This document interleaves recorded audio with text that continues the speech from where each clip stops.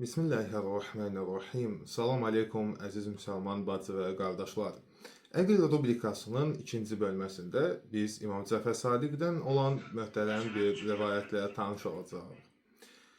Bir nəfər imamın əshabından ona yaxınlaşır və buyurur: Məl əql, ağıl nədir? İmam Cəfər Sadiq əleyhissalam bu sualın cavabında buyurur: Mə'ubidə bihər-Rəhman və bihil cinan. Ağıl o şeydir ki, onun vasitəsilə Allaha ibadət edirsən və cənnət qazanırsan. Həmin insan imamın bu cavabı qarşısında ona bu sualı ünvanlayır. Vəl-ləzi kânə fî Muaviyyə. Yaxşı, bəs Muaviyyədə olan nə idi?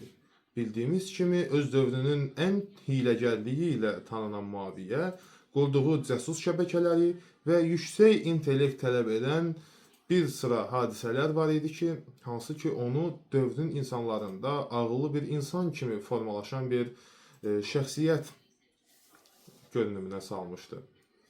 Və o öz dövründəki fitnə və hiləgərliyi ilə dövrünün iki imamının qətlinə səbəb olmuşdu. Və bu səbəbdən də həmin məsələlərə işarə edən həmin kişi İmam Cəfər Sadiqdən soruşur: Yaxşı, bəs bu Muaviyyədə olan ağıl deyildimi?